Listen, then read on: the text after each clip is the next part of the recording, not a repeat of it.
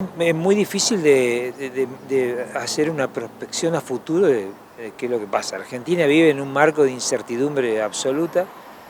Ahora estamos recibiendo, hablando en términos de actividad comercial, un rebote de actividad después de la caída profunda de lo que fue el aislamiento y las distintas variantes de distanciamiento, con cierre de negocios y demás. Bueno, una cuestión que fue cambiando a fin del año pasado, después tuvimos un rebrote, bueno, ahora pareciera ser que la cosa está medianamente controlada, así que hay algo, un ejemplo clásico de lo que pasó con el tema del turismo.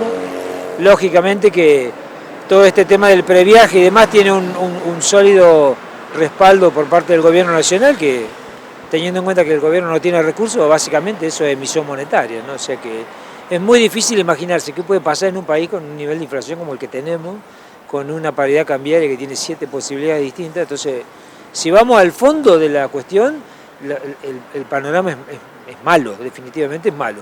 El gobierno obviamente que no tiene ningún plan económico, porque además el presidente Fernández lo ha dicho desde el día que asumió, él no cree en los planes económicos, está claro que no tienen ningún plan económico. Bueno, pero en esa burbuja que se arma con una fábrica de billetes, probablemente el fin de año pueda ser, desde el punto de vista del consumo y de la actividad económica, un poco mejor.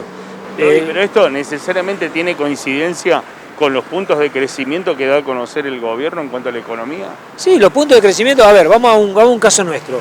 ¿Qué pasó con la actividad comercial? La actividad comercial de octubre, medida en términos de unidades vendidas, fue un 9% más alto que en octubre del año pasado, en el 2021.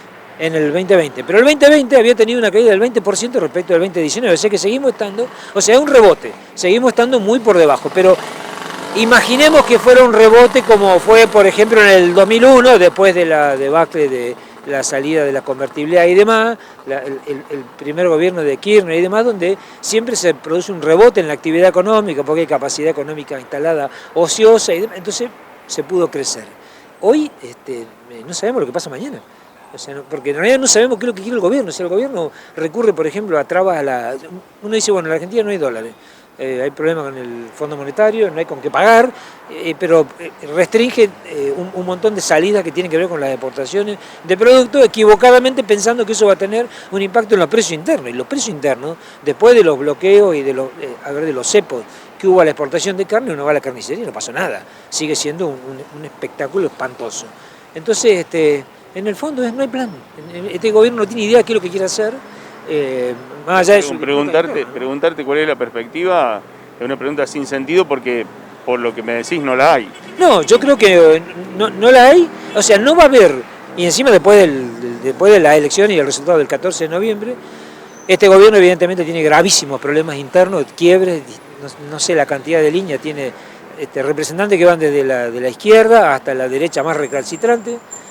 Entonces, tienen problemas internos, pero además el presidente Fernández, con su performance de los últimos 2 años, no es creíble. Entonces, cuando el presidente Fernández supuestamente va a llamar a la oposición, porque acá en realidad lo que hace falta es una política de Estado, hace falta, hay que acordar determinadas cosas básicas. Y en el kirchnerismo el tema del diálogo no existe. Entonces, es muy difícil imaginarlo. El gobierno no tiene autoridad propia, y además ahora no tiene los votos, no tiene autoridad propia para proponer un plan. Y la vicepresidenta escribe notas, escribe cartas, dice que la lapicera es del presidente, el presidente no habla, se cometen errores permanentemente.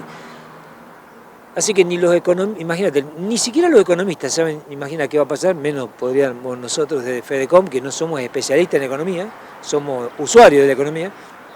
Es muy difícil poder prever algo, así que reitero, probablemente lleguemos arrastrándonos o gateando hasta fin de año por este impulso al consumo, pero ¿qué va a pasar con los indicadores inflacionarios? No lo sabemos.